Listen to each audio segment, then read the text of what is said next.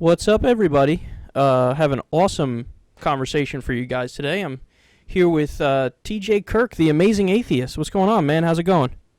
Nothing much. I'm reluctant. You've said the conversation's gonna be awesome. We haven't even had it yet. This could be a completely lame conversation. You might have just lied to your audience. Did I just give us like the reverse psychology effect here, where No, man. But I mean, it might be an awesome conversation, but you don't know that.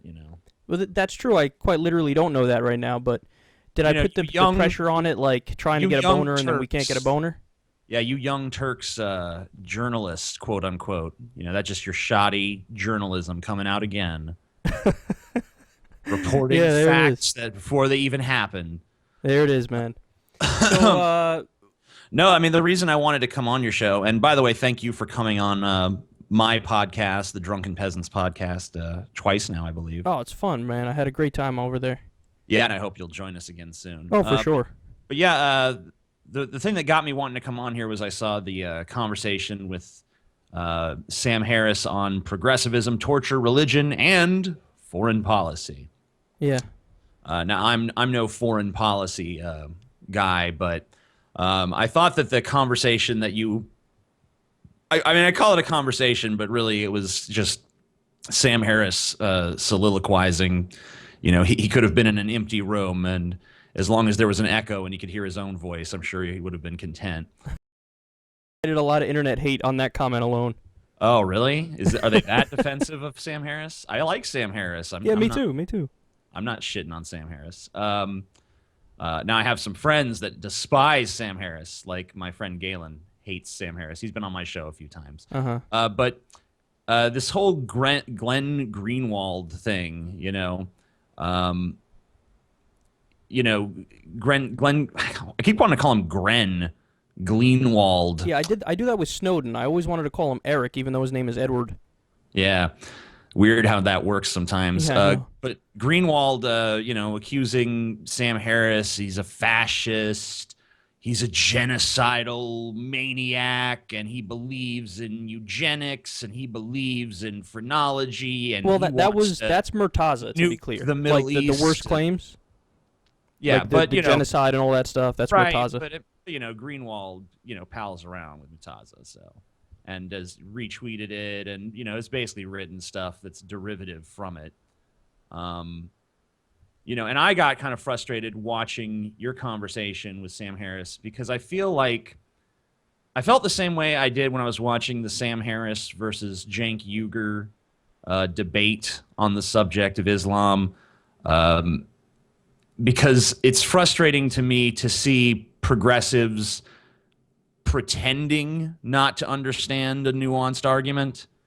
And I really feel like that's what was going on, especially with Cenk, but maybe with to a lesser extent to yourself. I feel like you're trying to straddle a middle ground that maybe doesn't actually necessarily exist. I should probably let you jump in here and run with that. Well, I mean, for anybody who doesn't know everything I've said on this, I actually put together a YouTube playlist to try kind of lay out everything I've ever said on this topic so that people see exactly where I'm coming from here. I mean, I know that depending on which. By the way, I'm sorry to interrupt, but Yeah. full disclosure, you did send that to me. I never ended up watching it. That's so. all right. I mean, it was a lot of fucking material anyway. You would have had to take like 2 hours and put it aside to watch all that stuff. But, You know how busy this whole YouTube gig can be, especially with two channels. Like, but the point of that was, and all those videos were over an extended period of time, basically starting when the Ben Affleck thing happened on Real Time and moving onward from there. And, it kind of shows the progression of how I think about this issue, and it shows which points I agree with what sides on. And it's funny because when I talk to guys like Greenwald, the people on the progressive side, like the Chomsky side of this, they view me as the chief Sam Harris apologist. But then when I go and talk to a guy like Sam Harris or the New Atheist, they view me as the chief Glenn Greenwald apologist. Now, as far as, whether or not that middle ground is as clear as I think it is, that's an area where we might have a legitimate area of disagreement, and we can get into that. But I assure you, and if you were to watch that entire long thing there, you can see that I claim the middle ground because I think there actually is a middle ground, and I think that if All right. anybody's misunderstanding anybody, I think both sides are misunderstanding each other, and it's not me that's misunderstanding, some sort of nuance on Sam's side or Glenn's side that Right. I didn't see. But I mean, when Glenn Greenwald is saying that Sam Harris is a fascist and he's genocidal and he believes in eugenics and he believes in phrenology and I mean, maybe that's not all Greenwald's positions, but when you have that's my point.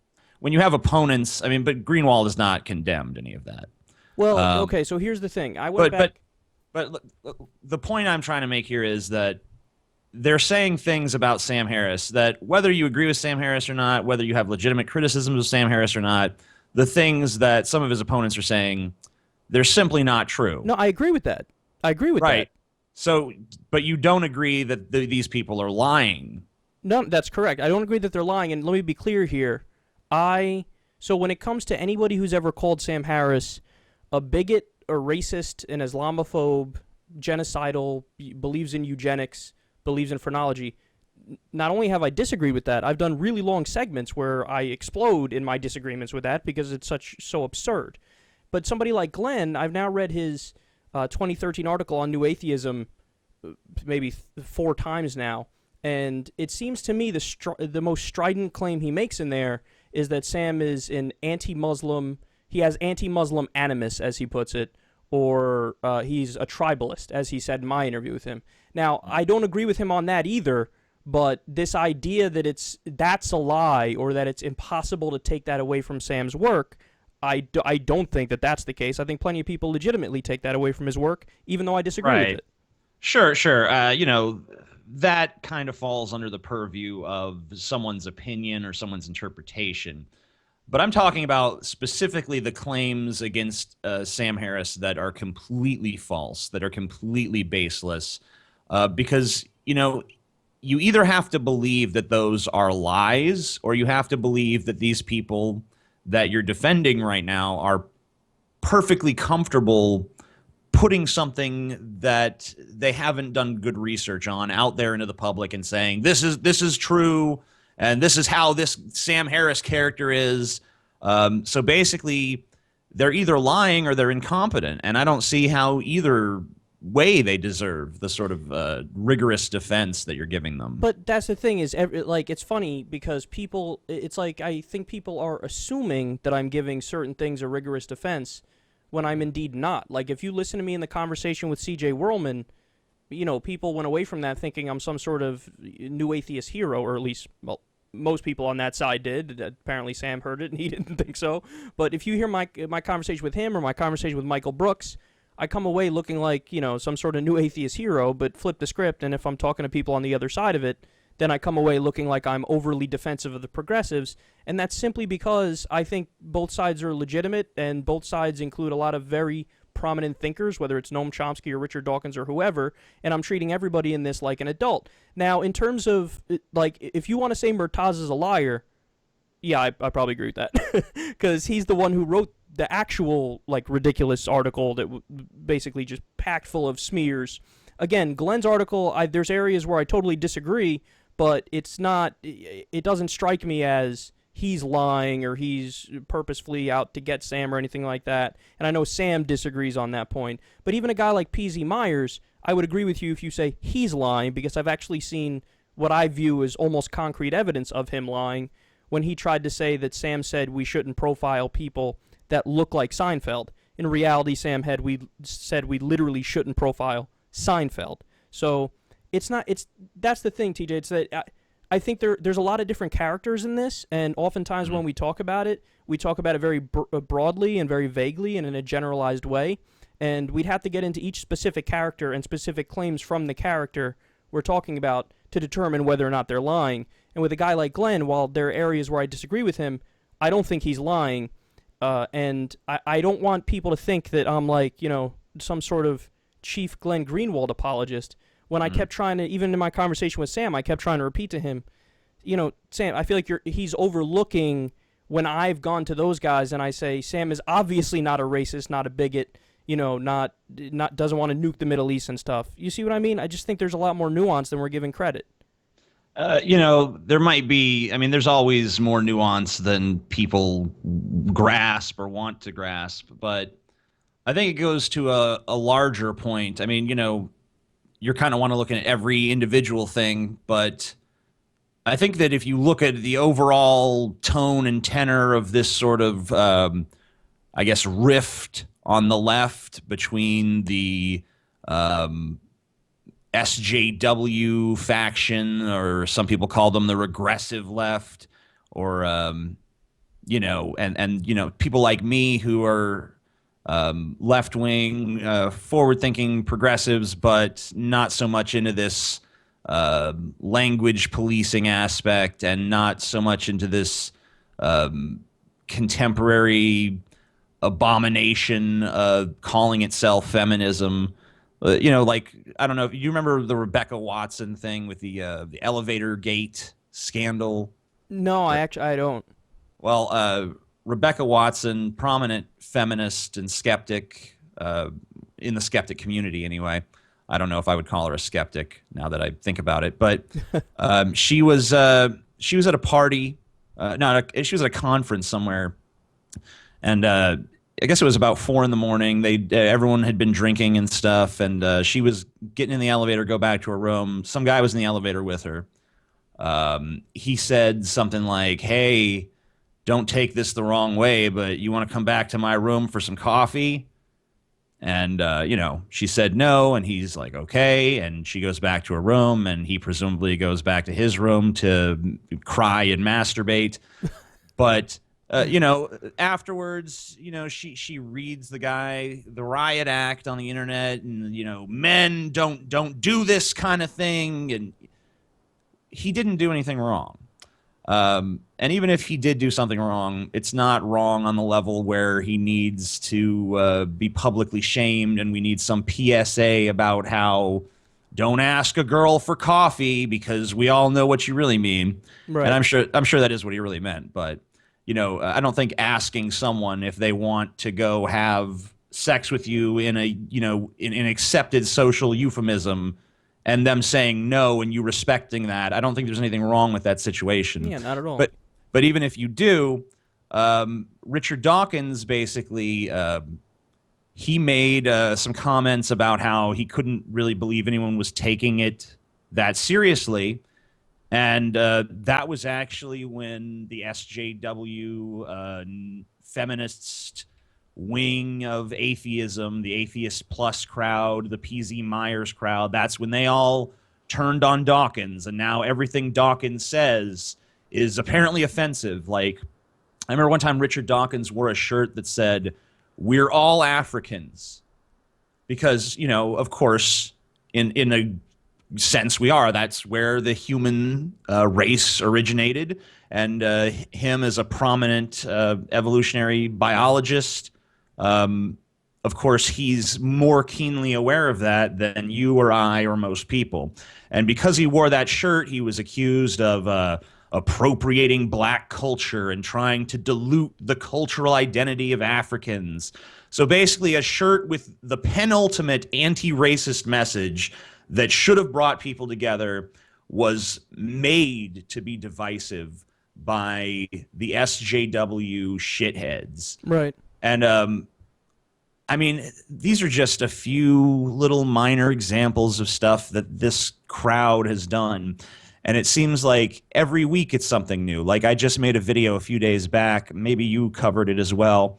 The MSNBC host jumping on some Republican commentator's shit because he described Marco Rubio or someone, I don't think it was Marco Rubio, he described some Republican as hardworking. And she jumped, don't use the phrase hardworking because, I have a picture of slaves picking cotton on my wall to remind me what real hard work is. And we need to be careful when saying problematic things like hard work because, us privileged people in this modern era, we don't really know what hard work is.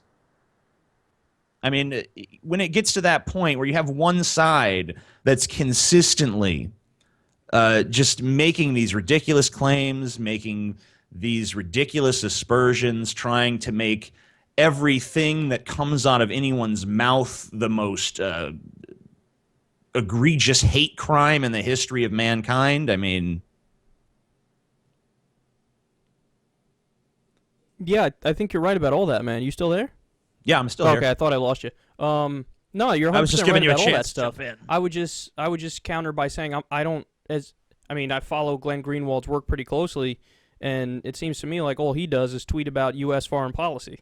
So I Right, don't know that he fits in that crowd. I'm not talking about Glenn Greenwald here specifically, but I'm talking about the elements of the left wing that have started to adopt these sorts of language policing policies. And I think that the Greenwald, I mean, maybe he's not the most egregious example, but I think that he fits into that category at least a little bit, in the sense that he's taking, obviously Sam Harris is critical of the religion of Islam, but he's taking that and he's kind of spinning it in the racist card, and that, he's doing the same Ben Affleck routine. That's gross. That's racist.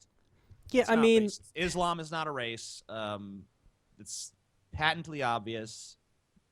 There's plenty of Islamic people that are Asian and African and white and every fucking other color of the Crayola diversity crayon rainbow, Yeah, anybody that would call him racist, I agree, that's totally wrong. And in some cases, like if you're talking about P.Z. Myers, I'm comfortable calling that guy a liar because it's been proven, or at least in my opinion, there's sufficient evidence of it. But again, I mean, I'm just stuck on the Greenwald example, I guess, because I've read his article so many times, and I keep looking for the stuff that, like I disagree with a lot of it, but it's clear to me that he's genuine. And in my conversation with him, he struck me as totally genuine about his concern about Sam. And I just, Sure. I mean, he seems to me to be most concerned then about U.S. foreign policy. why- And he's also tweeting about torture and shit all the time. So, like, all the real substantive progressive positions and concerns, a guy like he represents in my mind. But, I mean, the other crowd that you're talking about, this authoritarian leftist crowd, which, comes up with campus speech codes and claims everything is sexist, not only do I agree with you somewhat on that, I'm 100% with you on that, and I've done, multiple segments covering whether it's the campus speech codes or whatever new PC nonsense there is. Bill Maher did a great New Rules thing where he was speaking about anger over Halloween costumes recently. Oh, that a segment frustrates on my me to show, no end. just totally agreeing with him, because that's true. That's lazy liberalism, you could call it. The first time I ever saw the people whining about Halloween costumes, other than on Tumblr, I mean, was on an episode of The Young Turks, where they were sitting around talking about this costume is racist and this costume is racist. I'm like, oh my God. That was actually the moment I stopped watching The Young Turks, by the way. So it's interesting that you bring the Halloween costume thing up. But getting back to Glenn Greenwald for a second, look, I'm not saying for a second that because Glenn Greenwald has said some things about Sam Harris that I don't think are truthful, that means that he shouldn't be listened to on anything. He's not trustworthy. We should just totally write him off. I wouldn't even say that about... I mean, I try not to write anybody off, even people I think are fucking insane, because, even a broken clock can be right twice a day. But, Glenn Greenwald did retweet an article claiming that Sam Harris is fascist and a And that's genocidal wrong. maniac. He totally should have done that. Yeah, I mean, so does that mean that, Glenn Greenwald's opinion should never be respected again? Of course not. And I don't know what your stance is exactly on the Snowden stuff, but I favored it. I support Snowden. I think he is a hero. I'm not agnostic about that, the way that Sam Harris is. But does that necessarily make Glenn Greenwald a hero by proxy? I don't know. Yeah, I mean, I guess what I'm concerned about now is I feel like because there's a lot. There were people who were big time fans of both these guys, and then this public rift thing happens, and then everybody's picking a side. And I'm concerned that there are some people who are going to go, kind of, get really deep in the new atheist side, if you will, and as a result of that, there's now this knee-jerk, like, I know you were describing very well how, like, well, I'm obviously going to still evaluate everything on its own merits, but I feel like there are a lot of people who, as a result of this, will now, anything that comes out of The Intercept, anything that comes from Glenn Greenwald, by definition is incorrect. So when he's talking about legitimate problems with the U.S. fucking torturing people and invading 89 countries, they're just going to go, like, we may have created inadvertently a lot of reactionary right-wing atheists out of this. And the opposite is also true. The people on the progressive side now might not speak out against religion nearly as much as they should as a result of this, because they don't want to be viewed as this, like, nefarious anti-theist who is confused with wanting to do military action against all religions. So the rift has so many unintended consequences that are very detrimental, that are unfortunate, because in my opinion, of course, as I've said before, I think that Sam Harris and Richard Dawkins and all these guys are totally vital. Their message is vital to speak out against the doctrine of Islam and Christianity and all the different religions, and to argue for just out and out, be objective, be empirical, think for yourself. That message is totally necessary, but then on the flip side, obviously, it's also totally necessary what Glenn is doing, where if you read his timeline on Twitter, it's all about the lies of the U.S. government and how they're spying on you and how we're invading these countries on bad information and we're torturing people. And they're both so fucking important that I don't want people to pick sides and then as a result of that kind of have their worldview and their politics skewed in a way that you're only getting half the truth when you should be focused on the whole truth. Sure, and I'll give a few examples of what you're talking about. I mean, I hate to go after Cenk Uygur again, but since you're on the same network, I would say that his response to Sam Harris and to Bill Maher over the beginning of all of this controversy surrounding, I mean, maybe not the very beginning of any controversy surrounding Sam Harris, but when it kind of went to the next level on his real-time appearance, you see someone like Bill Maher, who 90% of the issues, he's a liberal, 90% of the issues, him and Cenk would probably agree on, but now there has to be this rift. They're antagonists, and Bill Maher is even included in Cenk's, when there's like some, I don't know, segment on his show about the crazies or, something like that. And it's a bunch of right-wing Republicans. And then Bill Maher's face is in there. Like, yeah, him too. He's just like these guys. I mean, it's total dishonesty. And, a more personal example from my life, I was watching a video on my show, The Drunken Peasants, a video against the YouTuber Jacqueline Glenn by Atheism is Unstoppable 4. And during the course of his video, he said something along the lines of, black people just need to stop committing crimes. And I said, well, that statement strikes me as racist. Because I said that statement struck me as racist, a huge number of people started saying that I was an SJW and I was riddled with white guilt and I am part of the regressive left. These are very ridiculous assertions to anyone who's familiar with what I do on YouTube. I mean, of course, there are so many. But now I get to be in this unenviable position where there's one group of people who are so batshit crazy that they think that I am an SJW riddled with white guilt, and then I have another faction who say that I am a horrible misogynist and rape apologist and racist, whatever. it gets the shit gets piled onto you from both sides. And that's not because I took some middle ground position even. That's simply because I disagreed with one thing that one person that some people liked said. So that's why I would never do the same thing to Glenn Greenwald and say, just because I don't like what he said about Sam Harris, he's a piece of shit and this is how he is.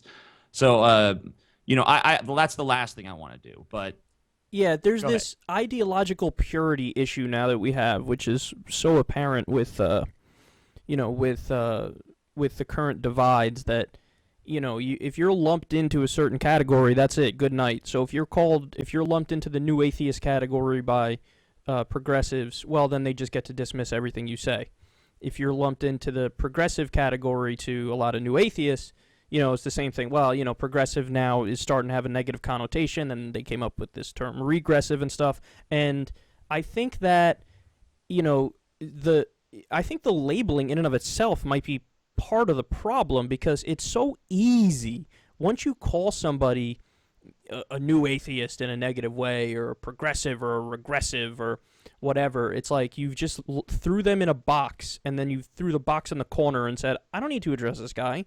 He is wrong just by virtue of the fact that he is who he is, and I don't need to address the actual arguments themselves.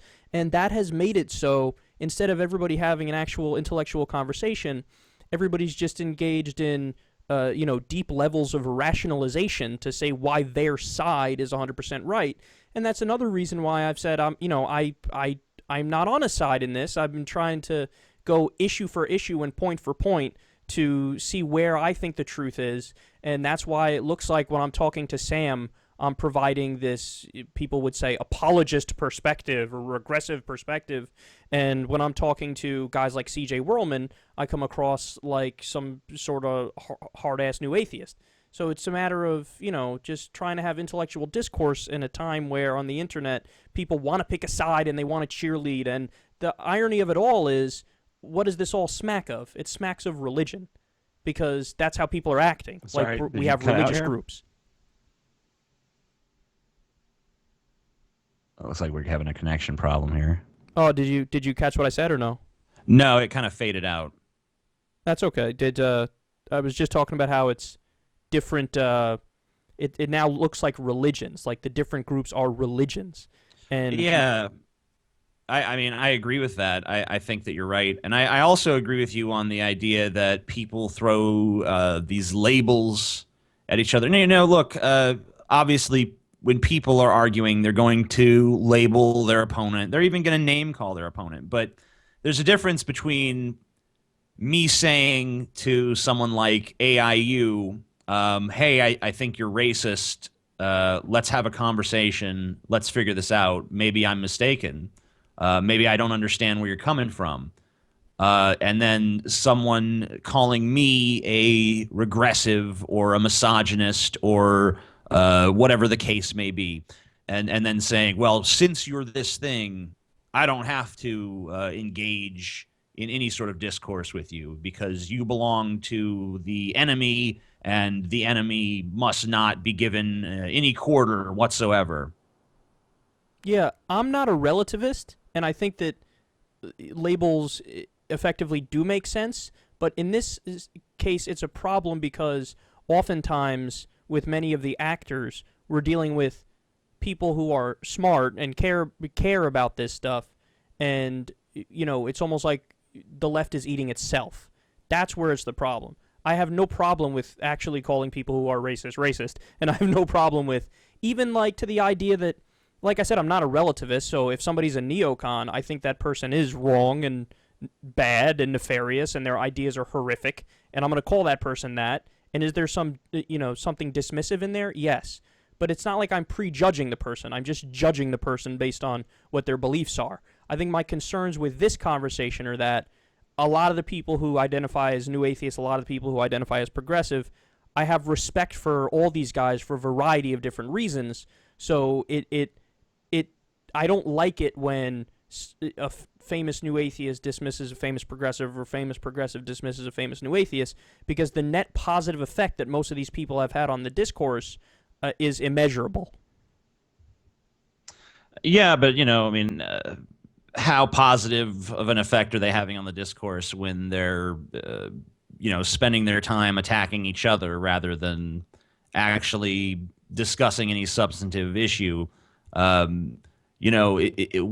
does Glenn Greenwald feel the need to talk for an hour about how terrible Sam Harris is? Why does Sam Harris feel the need to talk for an hour about how evil Glenn Greenwald is? I mean, I'm more familiar with Harris than Greenwald, but honestly, I'm not a big follower of either of them. I've never read one of Sam Harris's books to completion. I've read a few of his articles. I've watched him in debates on YouTube here and there. He's never been my favorite of the new atheists. But I mean, I think he's smart. I like him. I don't really know much about Glenn Greenwald outside of the whole Snowden thing. But, are these guys really elevating the discourse when they feel the need to use their intellectual capabilities just to tear each other down, when there's probably, not even probably, but definitely way more deserving targets? Why do you think that these guys feel the need to do that? No, I think you're right. This is the problem here, is that whenever I read stuff of Sam Harris outside of everything he says about Greenwald and guys like that, I'm probably 80-85% with him. And the same thing goes for Greenwald, where 80-85% of the time I'm with him with his writings whenever it's not on this particular topic. And I view it as, well, if you guys just spent all your time talking about the actual substantive issues, then, there wouldn't be this big of a rift. And I know, and I can already hear, I know there's a lot of people on the Sam Harris side who would say, well, Kyle, he's just returning the volleys. And some of that is certainly true. If he's responding to claims of racism and all that shit, then he's right, and he has to do it, because that's not true, and that's, defamatory. But then right. I always feel like they take it a step further, though, where then they start saying you're a regressive, or you're an Islamist apologist, or you're the one who has the real problem, instead of just saying, hey, you're wrong about me, and here's why. There's always this extra level of, now I'm going to hurl insults at you, and I find a lot of those are equally untrue. I mean, well, let's face it. Sam Harris, like I said, I like him, but he kind of reminds me in a lot of ways of Anita Sarkeesian. Ooh, you just the internet is going to shit on your face. Well, I mean, I'm not saying that he's the same in all respects. I obviously have a tremendous amount more respect for Sam Harris than I do Anita Sarkeesian, but in the sense that, do people legitimately attack Sam Harris in ways that are unfair, or perhaps even violent? Maybe not actually physically violence, but threatening violence. I'm sure Sam Harris receives death threats. I'm sure that Sam Harris receives people who are spitting pure vitriol his way. I know that because I have that, and I'm, from what you've just said to me, it sounds like you have that as well. Oh, of course. And, we all get misinterpreted, and this is the internet, and it's very easy for people to try to craft their own narrative wherein you're the bad guy. But Sam Harris has kind of the same reaction to that Anita Sarkeesian has, in that he feels the need to come to the public and say, look at all these people unfairly besmirching me. That must mean I'm right. That must mean that, these people are bad, so I must be good. I feel like, he kind of does try to play that victim card the same way that she does. Yeah, I would like to have a conversation with Sam as long as this last one that I had with him, where the entire time him and I focus on the actual different political issues, and because that's where my actual interest is. So like, I've had like a few conversations about this whole debate going on, and I always find myself getting most frustrated when we are only talking about the people involved, because I don't want to defend Glenn Greenwald, I don't want to attack Glenn Greenwald, I don't want to defend Harris. I don't want to attack Harris. I have no interest in any of that, really. I know I've been doing that, but that's not what I want to do. What I want to do is actually talk about the ideas and the issues and the concepts and the policy substance involved. And unfortunately, I find that so often now it's just, whether it was in my conversation with Harris for half of it or in my conversation with Greenwald at parts, it was like everybody's like, okay, now let me tell you about this person. There's this old quote, I forgot who said it, but it was like, I'm going to butcher it terribly now, but people can correct me. Idiots discuss people who are smarter than that discuss events, and the smartest people discuss concepts and ideas and stuff like that. Sure, but I've heard that quote. The problem with that quote is that obviously even the greatest minds are in fact hung up on what other people are doing, and oh my God, this person said this, and oh my God, that person said that. And, here we are, of course, sitting here talking about people. Let's bring it to a concept here. Can we talk about the concept of white guilt, since that's sure. an accusation that's been thrown my way? Now, white guilt, I don't know how you feel about the term, but, you were talking about the ridiculousness of the Halloween costume, people being offended by every Halloween costume. Oh, this is appropriating my culture. And I've seen people get offended at white artists who make hip hop because they're appropriating black culture. Same for the people who quote unquote dress black. And, we have people who are trying to make us feel bad for saying hard worker and stuff like that. I definitely feel like, yeah, white guilt is a real thing. There's definitely people who are so overly sensitive that they will accept ridiculous standards. But it's crazy to me that I would be labeled as having white guilt simply for admonishing the statement that black people need to stop committing crimes. I mean, it's amazing to me that simply finding fault with that sort of lumping of everyone together and saying this group acts this way, just because of that, white guilt. You have white guilt, and it means that everything you say can now be dismissed. Yeah, I think the extent to which white guilt exists is not much. So are there a handful of cases of people who are white liberals who literally refuse to criticize anything any black person has ever done? Yeah, and those people are just ridiculous, like, college kids brainwashed and taking an otherwise decent idea of treat other people nicely and extrapolating it to some absurd extent where they think I can never criticize anything any black person's ever done, and white people are always wrong by definition. So yeah, are there some examples of white guilt? Sure. But they're so minimal that if people bring them up and talk about it and harp away on it all the time, those people are silly people. Like, those people are stupid people, because usually when somebody's being accused of white guilt, in reality, it's just a white person who's talking about the history of the United States of America and the fact that white people have objectively been fucked up to black people and there's systemic racism and stuff. And if you dare bring that up, you have people who get defensive and say, why are you attacking white people? You got white guilt? What the fuck's wrong with you? It's usually some idiot conservative who's trying to shut down conversation by just throwing out a term like white guilt to say, I can dismiss you because I've defined you as having white guilt. And usually the people who are doing that do not want to talk about history, don't want to talk about facts, don't want to talk about, empirically what's going on in the world today, and they make themselves look like jackasses. Yeah, I remember, this is maybe a little bit off topic, but it doesn't really deal with the concept of white guilt so much as the concept of race cards. But I remember I was at a big open marketplace with lots of little shops and small cart vendors and little street cafe restaurants kind of stuff.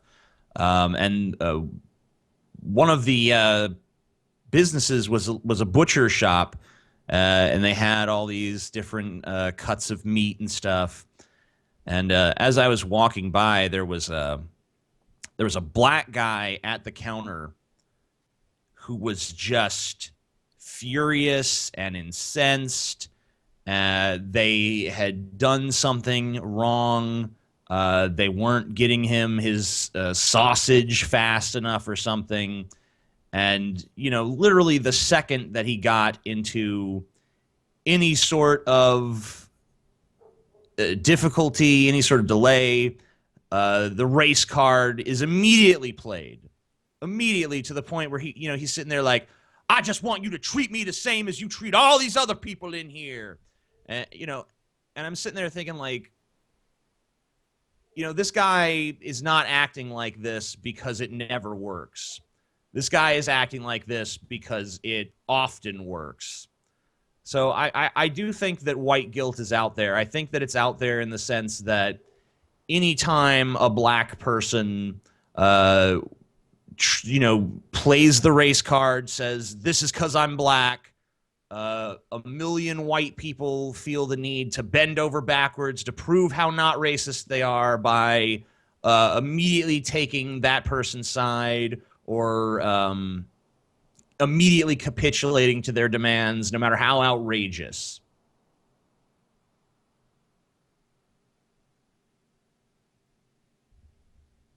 Did I lose you, TJ? No, I'm still here. Oh, okay. I thought you were gonna finish that point.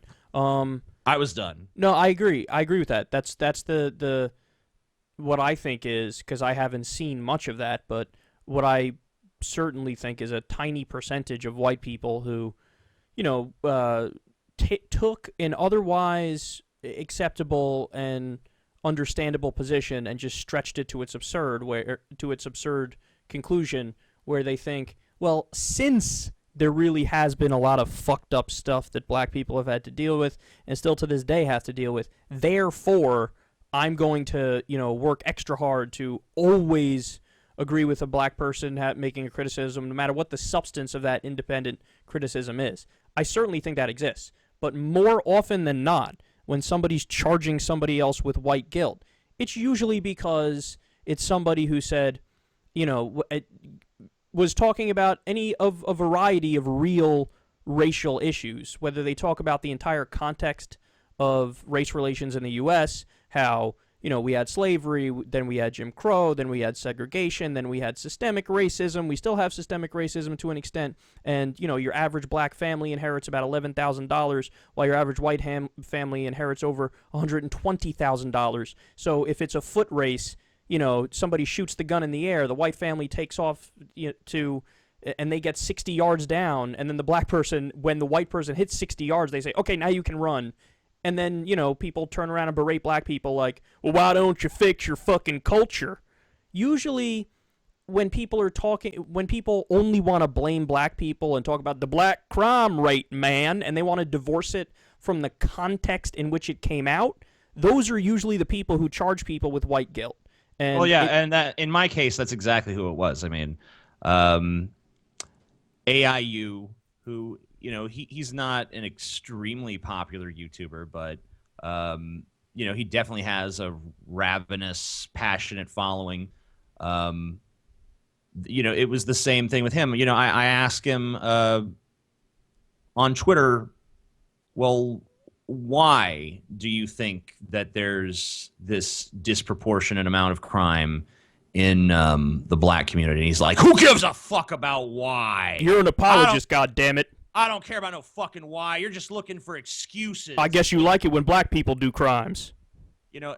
So trying to explain why something happens is therefore an excuse. Like, I'm gonna he's basically acting like I'm a conservative caricature of a social worker who, upon stumbling upon a body that's been stabbed several times and mutilated, I immediately start running around looking for the person who did it because they really need help. Right. But here's some examples. This is from the NAACP website. This is just one set of facts. This is about drug sentencing disparities. About 14 million whites and 2.6 million blacks report using illicit drugs. 5 times as many whites are using drugs as blacks, yet blacks are sent to prison for drug offenses at 10 times the rate of whites. So even though 5 times more white people are doing drugs, 10 times more black people are going to jail for it. Right. Blacks represent 12% of the total population of drug users, but they're 38% of those arrested for drug offenses and 59% of those in state prison for drug offenses. Black people serve virtually as much time in prison for drug offenses, which is 58.7 months, as whites do for violent offenses, which is 61.7 months. Well, bro, you're reading this from the NAACP website. You know it's going to be biased. Well, yeah, you know, they're liars. I guess these facts and figures are actually drawn from the Sentencing Project, which is a criminal justice system. Right. You know, I'm missing the word here, but you get the idea. But yeah, I mean, there's all of these variables, all of these contributing factors, and if you don't just blithely ignore them, if you just say the only statistics I care about are the crime statistics, and these crime statistics says that, you know, black people are way more violent. You know, if I go to you and I ask you, why do you think that is, and your only answer is, I don't give a fuck, then yes, that's a racist position. Of course, because then the implication is it's inherent. There's something going on there that's just how it is. So that's just how they are. So it's like biological. So maybe they're more prone to violence. That absolutely is a racist position. Right. And, you know, I've talked to this guy. He says he's not racist. Whatever. I don't even care. The term, I don't understand why someone gets so bent out of shape when you call them racist, especially when you don't use it to just shut down the argument. If anything, I was trying to start an argument. I was trying to start a dialogue, not just say, well, he's a racist, so we don't have to listen to him. I was trying to say, well, I think that statement is racist, but maybe he can explain it to me. But no, he doesn't. He doesn't want to explain it. By the way, he doesn't care about why. I've had personal experience with this kind of system that we're talking about now. I grew up in New Rochelle, New York. The north end of New Rochelle was it was very white, very Jewish and Catholic and higher income, and then the south side of New Rochelle was more. It was a minority community, lower income, and I know because I had all kinds of friends in throughout my time in school there that when I would go to a party on the north end, you could do keg stands and smoke weed on the front lawn of a suburban street where the houses are right next to you. They're right there. The neighbors are all right there. But there's a party of hundreds of people on a front lawn, all kinds of debauchery, people getting blown in the bushes, you name it. The cops literally never drive by. They don't patrol those neighborhoods because they're told not to patrol those neighborhoods. Even though there's crimes going on left and right, I've seen incredible fights where people get fucked up. Literally, I saw somebody's head get smashed into a car window, and then a flap of their fucking forehead was hanging off, okay? I saw all this on the north end. Now, when I went to a party on the south side, you could not even be having a party, just a guy minding his own business, smoking some weed on his front porch. The cops will roll up and arrest him because they're told you patrol those communities, you don't patrol those other communities, and then what happens is you have a self-fulfilling prophecy where the cops are told only young black kids commit crime, so they assume only young black kids commit crime. They only patrol the areas where there are young black kids, and then those are the ones who get arrested at a disproportionate rate. And then you have idiots who don't understand the social context of this, who come out and say, well, black people need to stop committing crimes, and they just sound like blithering fucking idiots. I remember one time, my friend Galen, he's white, but he has a very... or he doesn't anymore, but he had a very black car. You know, it was an old Cadillac. You know, you'd see him on the road all the time in New Orleans, where I'm talking about. And, you know, it was typically black people that were driving around in these old caddies. And I remember one time we were driving around in it, and the cops started following us, right?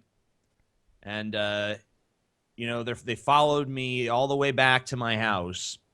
We get out of the car, we kind of look at them to see, like, you know, what's the deal. The second they see we're white, They're just like, oh, okay, and they just drive away. Yep. You know, oh, they're white. It's all right. It's all right because it's all white. Another time, and I'm going to tell a story, and I've told the story before, but I've never really told the more unflattering aspect of it. I was in Universal Studios, the amusement park down in Florida, Orlando, and it started drizzling, and we wanted to get off the little walkway area and go into one of the shops, you know, so that we could stay dry.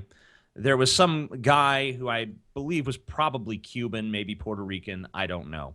He's standing there in the walkway. He won't move out of the way. My brother, Scotty, in his attempt to get past this guy, very slightly rubs against his shoulder.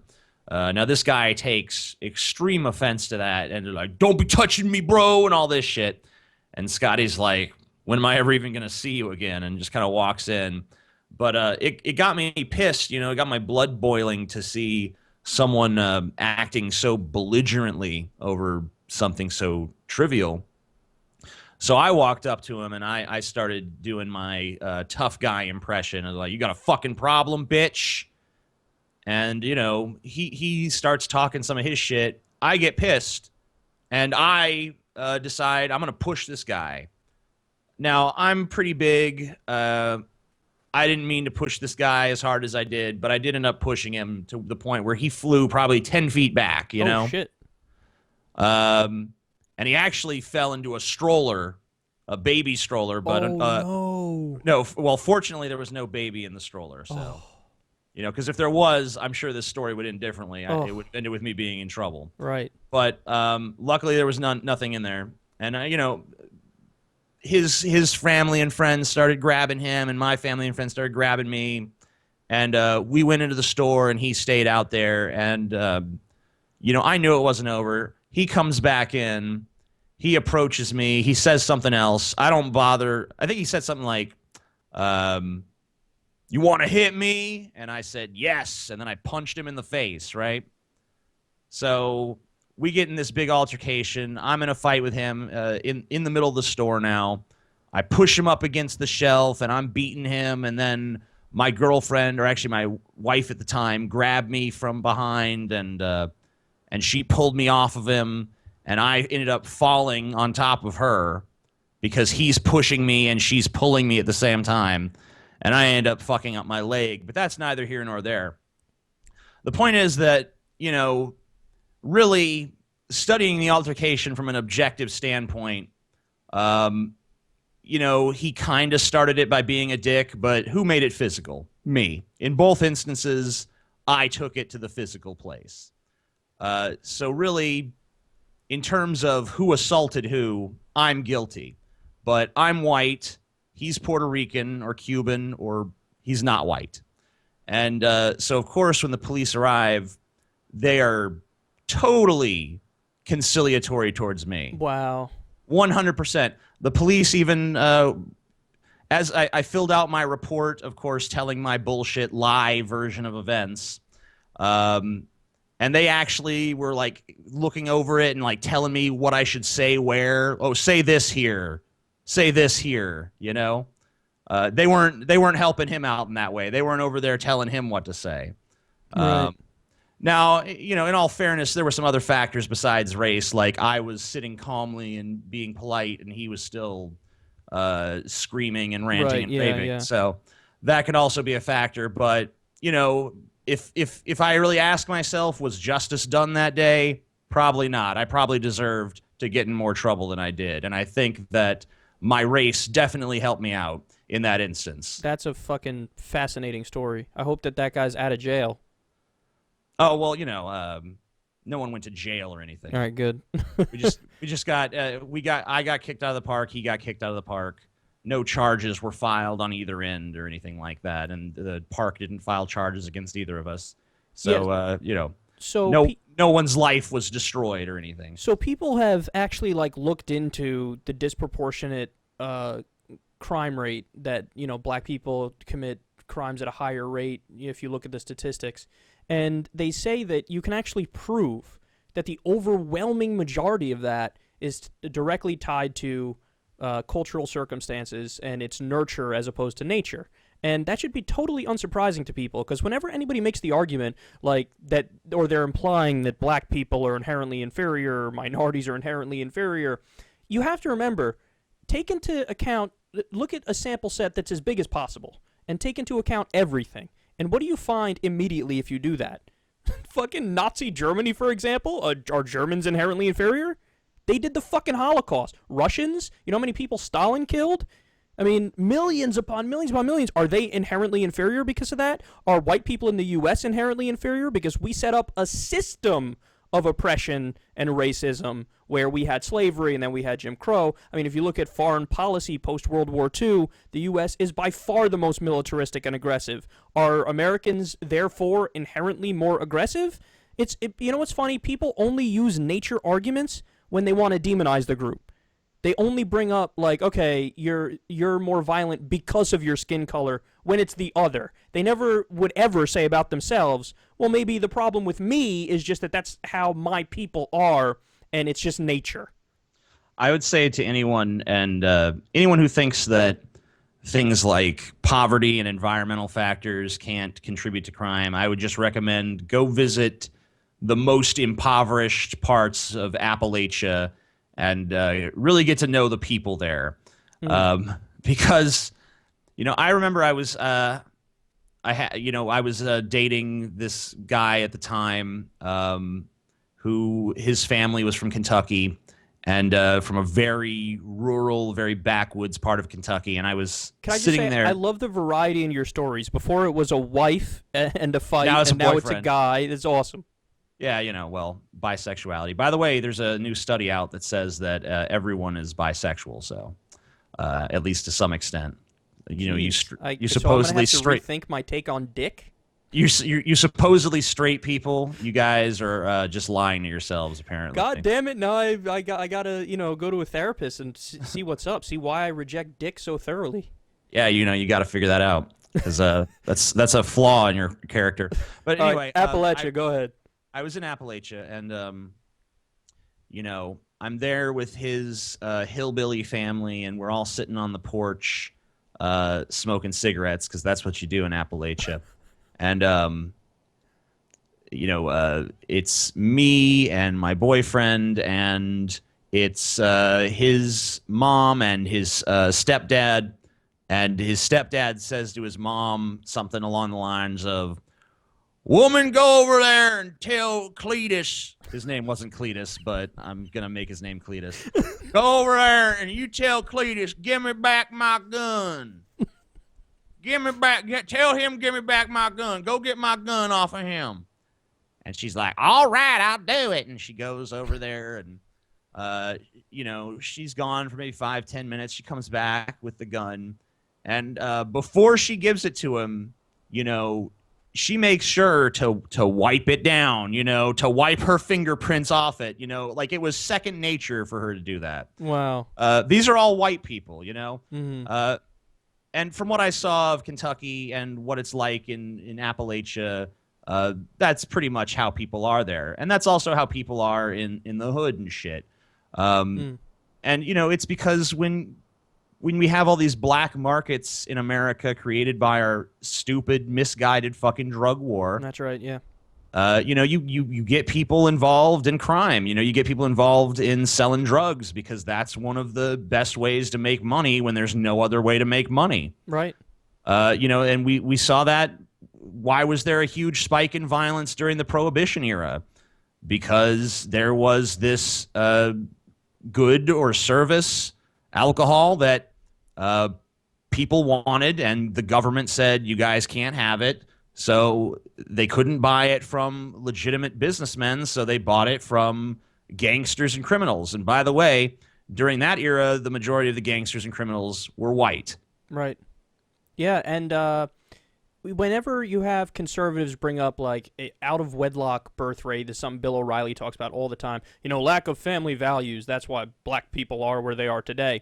you always have to look at the precursor to that, though. So there was a time, the conservatives are actually right when they say there was a time where there was less divorce in African-American communities and tighter-knit families and stuff like that. But what they don't tell you is the other part of it.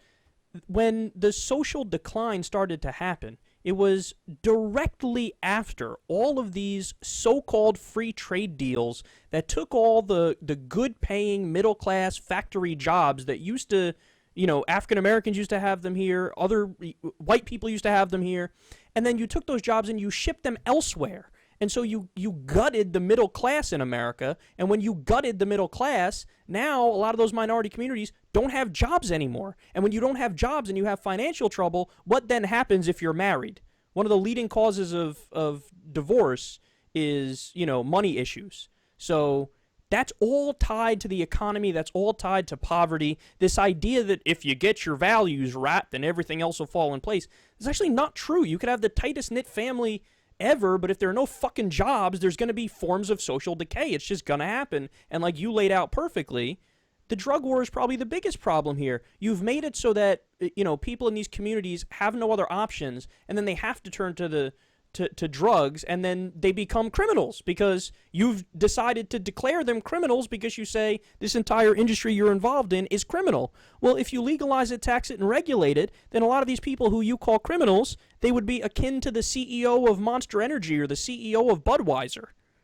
It's kind of like the Chris Rock routine where he's talking about only the white man is allowed to profit from other people's pain. Basically saying that if cigarettes were sold and manufactured by, some black dudes with jerry curls and wearing, wife beater tank tops and hanging out on the street corner counting their money and shit. Of course we'd be fucking saying cigarettes are the worst thing ever and anyone who sells them needs to be locked up in jail. That's right. Yeah. But, and we've already talked about the drug sentencing disparities between blacks and whites in America. Wall Street too, man. We can't forget to bring that up because I'm not exaggerating. It's not hyperbole when I say the subprime mortgage crisis and the Great Recession was a direct result of endless criminal actions on Wall Street, and they just simply did not get punished for it. They're rich white people. Exactly, and they did non-stop fraud. Fraud was a business model at Goldman Sachs. They would tell people, hey, buy these packages, these subprime mortgage packages, you're going to make a lot of money on them in the long run. They would sell those packages to unsuspecting people, and then they would turn around and bet that the same packages they just sold as good, they bet that those packages were going to tank. So they knowingly sold shitty products, and then they made money on it two ways, by both selling it and then betting in the other direction that the product would fail. And this was a fucking business model all throughout Wall Street. And the reason none of them went to jail is they're all politically connected. They all pay their bribes to the politicians in the form of campaign contributions.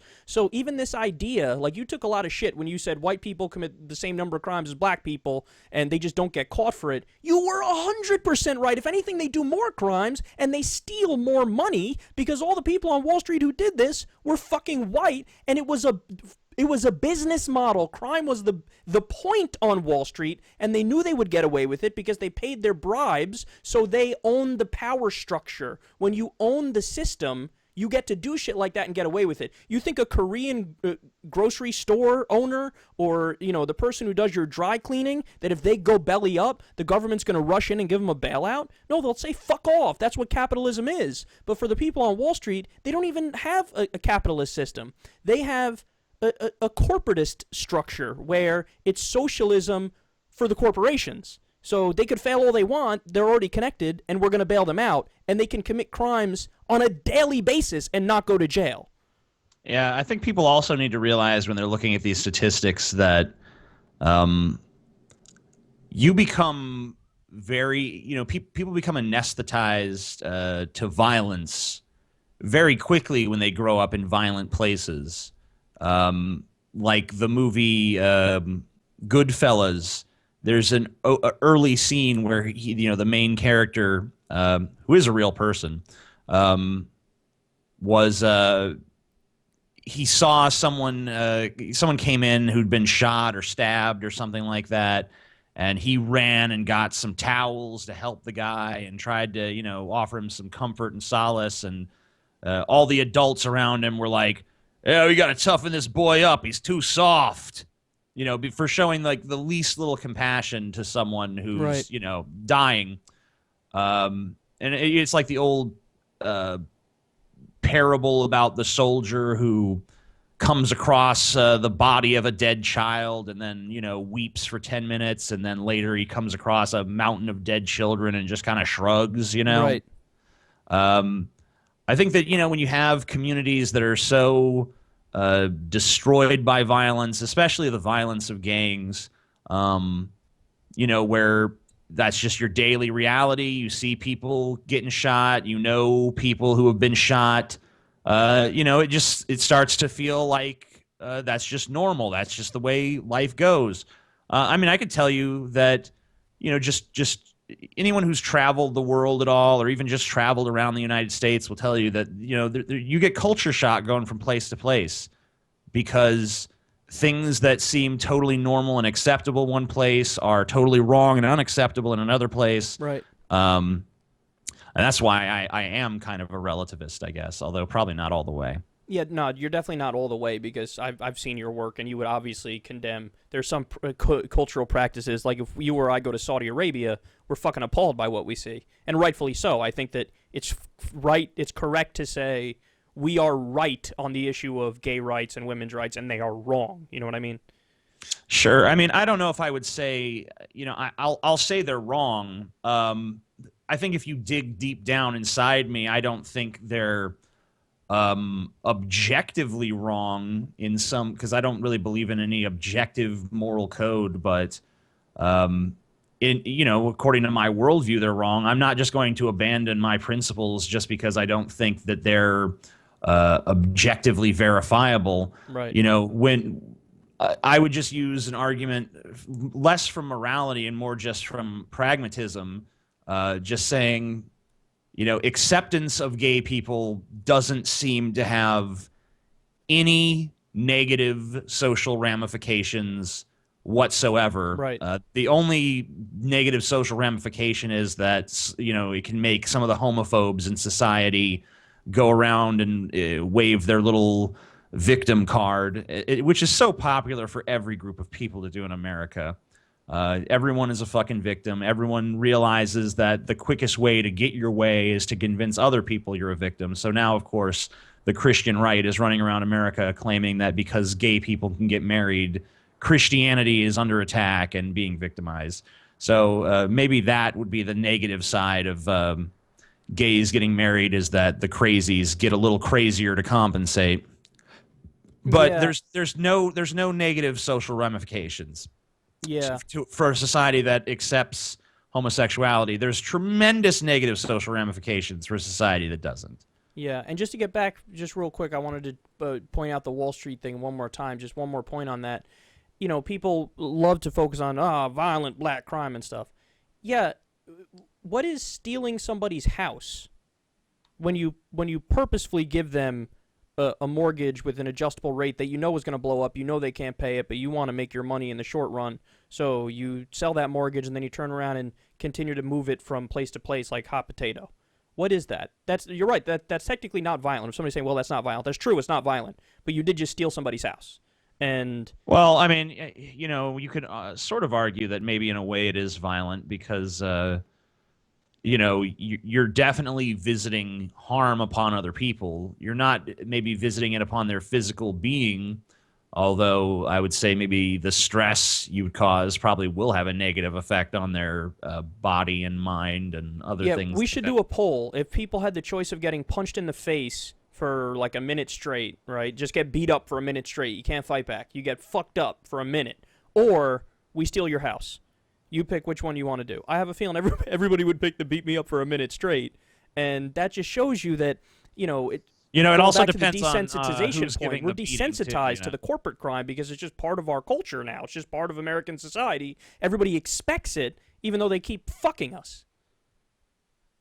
Yeah, and it's always okay for the rich, elitist, moneyed interests of America to have their way and, you know, basically bend America over the table and fuck it in the ass. There's no one really does much. I mean, it's funny because you can say I'm going to take on Wall Street to a crowd of Democrats, and they're going to be like, yeah, take on Wall Street. You can say it to a crowd of Republicans, and they'll be, yeah, take on Wall Street. And yet, no one's taken on Wall Street. That's right. Yeah, that's right. 100%. All right, man. So you got anything else you wanted to throw out here? I'm basically gonna piss myself, but I can hold on for another 10 minutes if you want to breach another topic here. We can get into it. Yeah, I did want to talk about a few things. I have a few things written here that I wanted to discuss, so maybe we can just breeze through them real quick. Shoot. I did want to kind of talk about Justin. Let's see if you can figure this out. What is the difference between Justin Bieber and Hulk Hogan versus Scarlett Johansson and Kate Upton? I would fuck Scarlett Johansson and Kate Upton? Well, that might be one difference, but there's another difference. Well, first of all, let's talk about what's similar between all these people.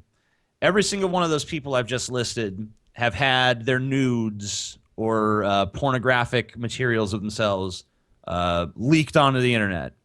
There's a Hulk Hogan one that leaked? Yep, there's a Hulk Hogan sex tape. Oh, that's right. Okay. I remember hearing about that. It was actually in that sex tape that he made his racist rant, by the way. Oh, shit. I didn't know that. Yeah. Justin Bieber and Hulk Hogan, they've both had nudes leaked. Hulk Hogan actually had a sex tape leaked. Could I say I know where you're going with this now? I figured it out. You've probably figured it out. That's right. You want to lay it out, or you want me to throw it in there? You go ahead. Okay. Take the baton. I'm guessing that the third wave feminists were super outraged about it when it was the women, but when it was the guys, they were like fawning over it and looking at it and sharing it. Right, correct. And here's the thing. I literally, when the Justin Bieber photos came out, I went and found all these articles linking to it from all these news sources, and I went and I typed in to those same news sources the fappening, which was when they had that huge right. Yeah, the leaks. Explosion of all the female celebrity photos leaked, nude celebrity photos. Amazing the level of difference between these two things. Right. And also the Hulk Hogan thing. When the Hulk Hogan sex tape came out, Gawker was like, look at this ridiculous fuck. Look at, watch the video, judge him, whatever. JB photos came out a lot. There was an article, I reviewed it in a video. It was something along the lines of, my God, Justin Bieber has a beautiful penis or something like that. I went back and I checked all these publications that are publishing the Hulk Hogan photos, publishing the Justin Bieber, not photos of Hulk Hogan, the Hulk Hogan video, publishing the Justin Bieber photos. I went back and checked all of these publications, roundly condemned when the female nude celebrity photos leaked, all of them saying that, the people spreading these photos were doing so in the name of misogyny, and they hate women and don't respect women. And it's just another one of those double standards that frustrates me. So I did want to bring that up. Yeah, anytime, my whole thing on third wave feminism is this. Anytime you're more morally outraged at characters in video games than you are about war or indefinite detention or torture or extreme poverty, your moral compass is beyond fucked up. Here's a better, maybe not better, but here's another story I read. I almost made a video about this. I never quite did it. There were these college guys. They invented a ring, a finger ring that detects the presence of date rape drugs in drinks. And it was designed to be a defense mechanism for women to keep them safe because, there's been much ado made about how dangerous college campuses are for sexual assault. I personally think that's trumped up, but even if it's not, whatever. These guys who created this ring that can detect the presence of date rape drugs, they tried to get some feminist groups to endorse their product. I don't know if they ever did get one of these feminist groups to actually endorse it, but at least the first group they approached, and I don't remember the name of the group, unfortunately, the head of that group refused to endorse it. Maybe would you like to take a guess as to the reason why they refused to endorse it? I'm kind of mad at myself that I'm not able to instantly get it here. I don't know. I really don't know. The reason, I mean, you shouldn't be mad at yourself for not being able to get it, because it just means you're not able to be as stupid as these people. The reason why they oppose the ring that can detect the presence of date rape drugs is because that puts the onus on the victims. And 100% of the onus should be on the perpetrator. Oh, no. Yes, yeah, right. So, oh no. Of course, you probably immediately see the same flaws with this that any reasonable person would. This is akin to saying that if you put an alarm system on your car or your house, then that's victim blaming. You shouldn't do that. The criminals just shouldn't steal your stuff. Look, we all agree that the criminal shouldn't steal your stuff, and we all agree that no one should be out committing date rape, but no matter how much we admonish it and say it's wrong, there are always going to be criminals and predatory people that try to take advantage of any sort of, if they're thieves, they're going to take any advantage they can to steal. If they're rapists, they're going to take any advantage they can to fucking rape. And if they're give women the choice if they want to use it. That's an important thing, man. Right. But basically they say, well, we're not going to endorse it because it's a form of victim blaming, essentially. Oh my God, that's such an absurd stretch. It kind of reminds me of, remember when the Christians said we're against the HPV vaccine because that's gonna, make people want to have premarital sex? Yeah, because all those teenage girls out there who are only abstaining from premarital sex because of their fear of, HPV. That's the only thing keeping them in line, Yeah. Wow, man. That's fucking absurd. There's a few other things I have written down here, but they don't really matter. The only thing I guess I wanted to talk about before I go is I wanted to kind of get your feeling on this Quentin Tarantino boycott. From the cops? From the cops. The NYPD and the LAPD and probably some other police stations as well are calling for a boycott of Quentin Tarantino's movies. Particularly his new movie, Hateful Eight. They need to calm down, man. I mean, these cops, it's like, if he gave, I didn't see all of his speech, but I saw some of his speech, and it seems to me like his concern was just police brutality, and he gave, specific cases of it. And if you're going to fire back and, get all pissy about that, well, why would you do it? There's nothing objectionable that he said. He's not blaming all cops. It's like if somebody is very specific and they argue against radical Islam, and you insist no, you're against all Muslims, and that's something, unfortunately, there are people who do pretend like everybody's generalizing all the time. That's why I say Sam Harris is not an Islamophobe, and that's why I did a video against Cenk Uygur I did a video called Cenk Uygur versus New Atheism, where I correct him because he's generalizing about New Atheists when he's saying that New Atheists are generalizing about Muslims. So this idea of if you're specific in who you go after, but then that group gets all pissy, well, why are you getting all pissy? He's against the bad cops, not against the good cops. Well, yeah, and I mean, they're trying to frame it as if he said that all cops are murderers. He didn't say anything even akin to that. He's just saying that there have been cops who are murderers, and sometimes they even get away with it. There were 2 cops arrested in Louisiana just recently for shooting an autistic child, and they were actually, as I said, they were arrested. So these are cops who are demonstrably murderers.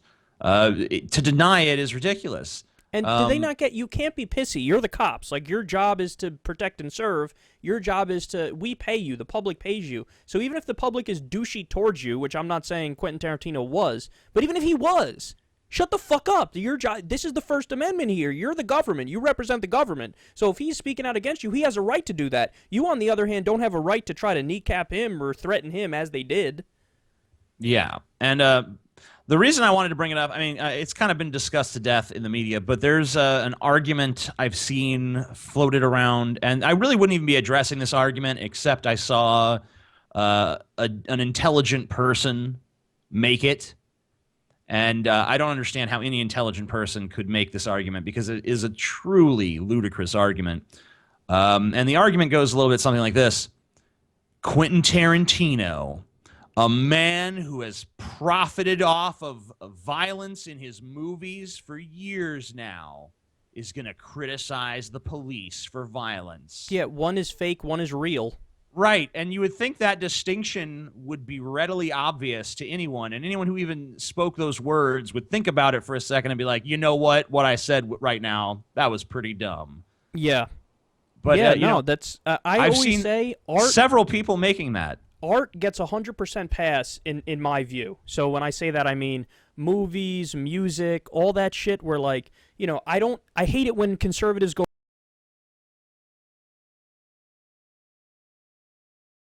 when the third wave feminists got super mad about rape, you know, on whatever show that was, Girlfriends, or I don't know, the HBO show. Like, okay, it's fake. And if you're mad about fake rape but not mad about fake murder, then are you saying murder's okay and rape isn't? Yeah, I never understood that personally. I never you gotta understood. give it a pass. It's art, man. That's freedom. They can depict whatever the fuck they want to. Right, and if you don't like it, don't watch it. Yeah, exactly. But you know, that's not good enough for people anymore because everyone has to stick their nose in everyone else's fucking business to a ridiculous extent, and it's not enough that they don't watch it. You know, it also can't be available to enjoy for anyone, and that's kind of like the Anita Sarkeesian yeah, that's the lazy to the American liberalism psyche. Of, like Bill Maher was saying, where you don't want to actually do something that matters and actually fight for something that matters because it's hard work and it requires research and a movement and years of pushing for it. You want to just sit on your couch and yell at people on Twitter and control language because you think that that's going to make the world better, when in reality you're just an authoritarian. I agree with you 100% on that. I did want to discuss, can we just briefly revisit the Sam Harris versus Cenk Uygur thing for one moment before sure. Sorry if your bladder's about to explode. That's all right. I got 5 more minutes of holding it before I pee myself, so we got time. Okay, cool. I don't know what your impression of the Cenk Uygur versus Sam Harris debate was, but I found it extremely frustrating. And based on what I read in the comment section below, it seems that I'm not the only one who found it extremely frustrating. And I didn't find it, you know, honestly, when I went into that interview, I mean, I'm not the biggest fan of Cenk Uygur at this point, but when I went into that, I had probably more respect for Cenk than I did for Sam Harris. I definitely left with more respect for Sam Harris than Cenk Uygur. And the primary reason for that is because there was an argument, a particular thread of argument that pretty much stretched throughout the entire duration of the debate. And it was that the Quran and the Bible are fundamentally different books. And the Bible contains a lot more of what you would call the quote-unquote good stuff. There's stuff in there that is progressive, that people can latch onto and say, you know, well, this is how I'm going to cherry pick it. It's possible to cherry pick the Bible and become a liberal Christian who says, well, you know, the bad stuff is just symbolic, whatever. I think that's intellectually dishonest, but it's perfectly possible to do that. It's a lot tougher to do that with the Quran.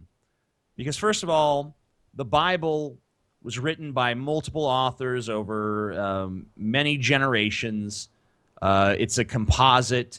There's stuff in there that's contradictory all over the place. The Quran, you know, it was basically compiled all at one time. There's some older stories in there, but there's one editorial perspective throughout the book. And it's very difficult. It's a lot more difficult to say, well, you know, these bad passages don't count, especially when so much of the book is basically just the unbelievers are going to burn in hell, and you know, if a Jew hides behind a rock, the rock itself will give him up to the Muslims, and, you know, just crazy shit throughout this book. Yeah. Very little of the redeeming things. Now, Cenk Uygur, in all fairness, admits that the Quran is a terrible fucking book. But he has to act the entire time as if the Bible and the Quran are equally bad, and as if there's no qualitative difference between the two texts. So I don't even look, know if you were to bring that up to him. I would say, like, let me just finish this Okay, one go little ahead. point really quick. I mean, I agree they're both bad books. I also think that Mein Kampf is a bad book, and I don't know, whatever Ann Coulter has most recently written is a bad book. But I would venture a guess that Mein Kampf is a worse book. I wouldn't just say these two books are equally bad and one is no more problematic than the other. And that, to me, seems like it was the crux of Cenk Uygur's entire argument is, well, you know, both these books are bad. Both of them say shitty stuff. And that's perfectly true, but yeah, one is qualitatively worse. So as far as I understand his argument, it seemed to me like he was saying you can make value judgments as to which one is worse, but they're both so bad that what's the point? And when you do that, you're going to alienate the people who affiliate with Islam more over Christianity. That's how I took his argument. Sure. You know, I don't agree that it's pointless to try to differentiate. I would say that there's a reason why. I mean, there certainly have been Christian extremists, and there certainly still are in some parts of the world.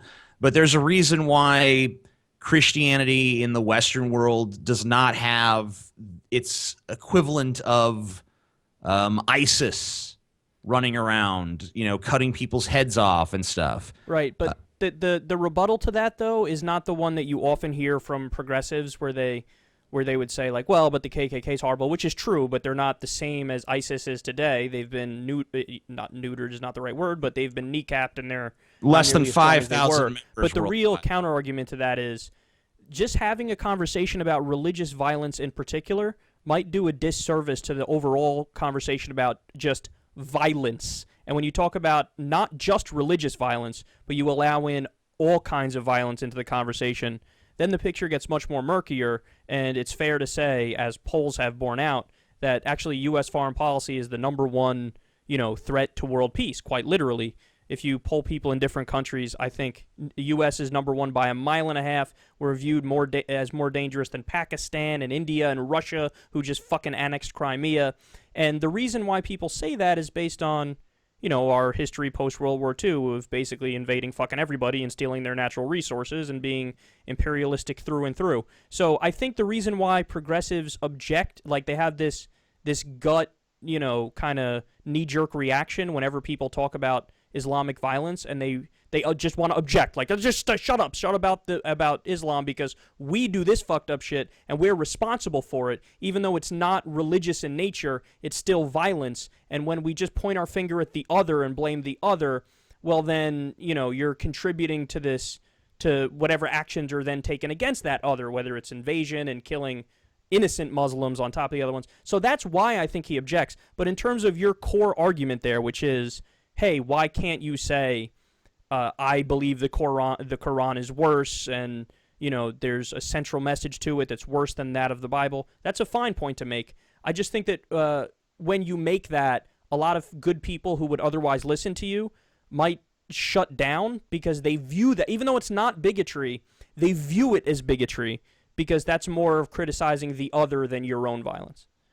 Right, you know, but I have no problem criticizing the violence perpetrated by the United States government and oftentimes supported by the people of this country. And neither do any of the new atheists either. But I think the problem that Cenk has with these guys, or Glenn, is their focus. So a guy like Sam might, whenever I bring up an objection and say, but Sam, what about this state violence? He'll almost always go, no, you're right about that. Like, he'll always concede. But I think the problem that those guys have with Sam, and this isn't my problem necessarily with Sam, but they'd say, well, why are you not spending, at least an equal amount of time on state violence and with Islamic violence and other forms of violence? And that's why, somebody like Glenn says he has anti-Muslim animus. I mean, if I had to answer that question, and it's the first time it's ever been posed to me, I would say that the key difference I see is that, while the United States has been responsible for violence around the globe and continues to be responsible for violence around the globe, and I'm not a fucking pacifist. I don't believe that violence is never justified. Nor am I. I'm a non-interventionist. Right, but I would say that you still see in America a trend, generation by generation, America growing more progressive, growing more pluralistic, growing more tolerant. Agree, not foreign policy. Domestically. I'm not talking about the foreign policy. Yeah, no, domestically there's no question that but there's no comparison. Whereas when you look at the Middle East, they don't share those pluralistic, egalitarian Western values. Of course, some do. But, we've all seen the troubling opinion polls where, you'll see in some countries there's 60% support for suicide bombers. Right. Or huge percentage of people support death for apostasy, or a huge percentage of people supporting Sharia law. Right. So here's how we fight that. With people like you and me, not that I'm tooting our own horns here, and not that I really mean literally you and me, but people who make arguments like you and me where we just say, religion is totally false. If you believe it, you're a silly person. Here's why, and then we go on about that. But we also need people like Majid Nawaz, who Sam is working with, who's in the Muslim world, and he says, well, here's an actual liberal interpretation of Islam. No matter how cherry-picked it is, we need to allow him to make that argument, even if it's, might not be true, that this is the right way to interpret it or whatever. And even you need people, and I know Sam and New Atheists hate to hear this, but you do need people like Reza Aslan, too, who... I hate to hear that as well. Well, let me explain why. The only difference between Majid Nawaz and Reza Aslan is that Reza Aslan, instead of saying to a guy like Sam, you're right, we have this violence problem in Islam, we have all these cultural issues tied to Islam, and now let me give you a better interpretation of it, so on and so forth. A guy like Reza just says straight up, fuck you, Sam, I don't like you, you're wrong, and here is why I think Islam is actually a religion of peace, and then he gives all those arguments. Mm-hmm. So you need to attack it where people inside the Muslim world say it's a religion of peace, and let me give you the argument for that. And you need people like us to say, no, it's all bullshit, and you shouldn't believe any of it. But both parts of that conversation are important, and I don't think either one would win without the other one there also just relentlessly, hitting this issue head on. So are you basically saying it's kind of like the Malcolm X and Martin Luther King Jr., where you have a more extremist position that makes the other position seem more palatable? Yeah, I guess we're the Malcolm X, yeah. And the other guys who are within the Muslim world making liberal arguments about Islam. Like, and that's actually a great point you bring up, because take MLK, who, he didn't do this, so let's actually put him aside and just think of a liberal Christian today who would argue, hey, the Bible is pro-gay, and here's why, and then they come up with some bullshit sophistry that makes their point. Now, you and I both know that's actually not true. That yes. In the Old Testament, it is true that it's super anti-gay, and we could give you the specific passages. It doesn't take long to look them up and stuff. But the fact is, even though what they're saying is untrue, it actually has a good social outcome if they convince 100 more people, 200 more people, 3,000 more people to be pro-gay. And that I think that in the Muslim world is super important today for the same reasons you laid out before about the problems domestically in those countries. Yeah, I mean, I don't know. I still think that's the flaw of that approach is that, you know, you can have this ultra. I mean, I've met the liberal Christians. You've met the liberal Christians. We know what they're like. Right. You know, they basically rely on sophistry to make the and Bible seem like lob it's off half the book. right. To seem like it's some progressive tome that is very modern and Right. has, you know, Science shares and religion today's don't conflict values at all, TJ. Right. But, you know, I guess that's preferable. I can't argue that that's preferable. I mean, I can't argue that that's not preferable to someone who's taking every word of it literally and thinks that homosexuals should be stoned to death and all that stuff. Obviously, I'd rather have someone who has an interpretation that favors my worldview as opposed to a worldview that I consider regressive and archaic. But if they're still enshrining that tome, if they're still saying, you know, this book is the truth, right? There's still going to be people who come and read that book and say, and take you it know, literally. The interpretation that these people are feeding me is bullshit. Right, that's right. And that's why you and I exist, because our job is to say, no, here's why it's totally wrong. Yeah, but I mean, I feel like as much as, you know, people who have a liberal interpretation are allies in some regards because they embrace a more progressive worldview, at the same time, they're still right. Yeah, and they're still propagating that this book contains some sort of deeper spiritual truth or whatever, and that we should all take it seriously. Right, and that's not correct. That's not true. But I think the problem is people like you and me who've totally divorced ourselves from the context of the modern religious scene. Like, it's hard for us to conceive that people can't break free from it. But there are plenty of people who are just such products of their own society and their own families and a totally different life than you and I have had that they almost feel like they're almost even needs to be like a transition period, for example, where like somebody goes from, like, I know somebody who, you know, is an atheist, but he wasn't always an atheist. He used to be an Islamist, and he had to go from, you know, actually, I don't even know if he's like this in this particular case, but some people need to go from being an Islamist to being a liberal Muslim to being then, okay, now you're an atheist or you're an agnostic or whatever. And some people never get past that I'm a Muslim in name only kind of phase. You know what I mean? But any of it's better than being a fundamentalist Muslim or a fundamentalist Christian. Like, the worst of the worst is the literalist. And I get what you're saying, how if anybody respects that book in the first place, well, then you're running the risk that they could become a literalist. That's totally true. But the thing is, you and I already exist in a world where billions of people take these things seriously. So that's why I say the all-the-above approach is the best, where any argument that gets somebody away from the worst social implications of these texts is good. From a pragmatic standpoint. Right, from a pragmatic standpoint. You know, sure, I can't 100% disagree.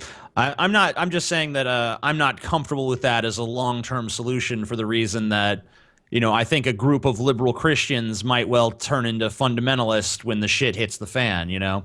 Yeah, like in that movie, The Mist, you know, where, hey, some crazy unexplained shit's happening. Now the town crazy, who everyone thought was ridiculous before, seems pretty rational. Maybe she knows what's going on. Yeah, no, that's why the long-term goal has to be, you know, for people to not be religious, and it should. I mean, on paper, it should be easy because it's there's so many ridiculous things in the holy books, but you know, we're chipping away, but it's not going as fast as I'd like. I'm sure it's not going as fast as you'd like. But don't you feel like every like we talked about this earlier? Don't you feel like every ideology has kind of is starting to become its own religion, you know, with its own dogma and its own set of principles that are not necessarily based in rationality? Yeah, I think that certainly online, that's certainly the case. But I don't know. Maybe I'm hopeful just because of I know how most of my listeners are, and I know that sounds super douchey for me to even say, but I'm sure your listeners are in a similar category. You're a douche. What? I said you're a douche. Oh, okay. I couldn't.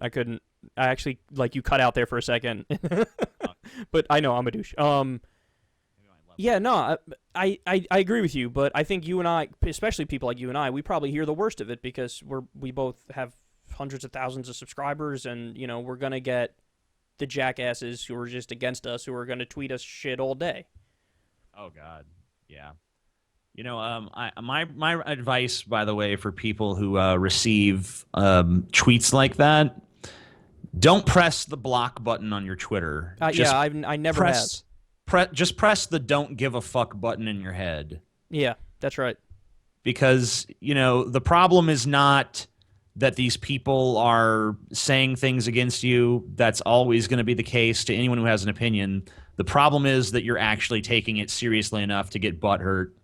And I think we can end on that note. Yeah, that's right. An anti-censorship note I'm always in favor of. I'm a big opponent of censorship, so... I am as well. I will admit that I have muted some people if they become annoying, but I've never blocked people. At least I haven't in a long time. So tell everybody, TJ, I'm sure my audience already knows everything about you and they follow you regularly, but just tell them where they can find all your different stuff. I guarantee you that there's going to be some comments like, I can't believe you had the amazing atheist on. He's such a piece of shit. No, I get positive stuff. When I went on the Drunken Peasants a bunch of times, everybody, loved that I went on there. They love your show and they wanted me to be on there.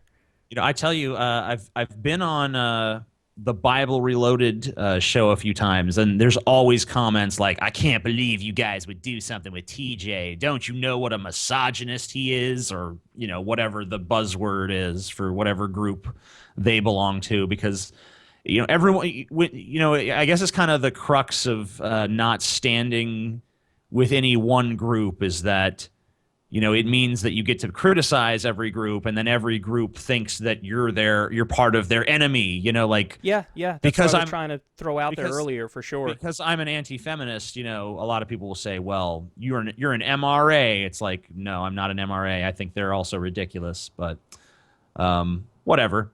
Anyway, like we said, let's go ahead and end this so you can take a piss. But I'm TJ, the Amazing Atheist. You can find me at youtube.com/The Amazing Atheist. I also do a podcast called The Drunken Peasants. We just reached 100,000 subscribers on that channel.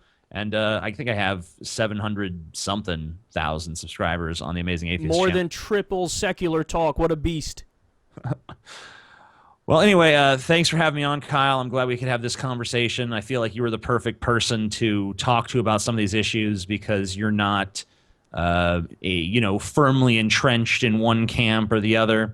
I know I gave you a little bit of shit for fence straddling earlier, but really kind of the advantage of you straddling that fence is that anyone can come and talk to you. And that's a good position to be in, I feel. Well, thanks, man. I really appreciate it, and it was a fun conversation, and I look forward to coming on Drunken Peasants in the future, and we'll definitely talk again. Sure, I hope to get you back on there soon. All right, brother. We'll talk soon. Peace. Later.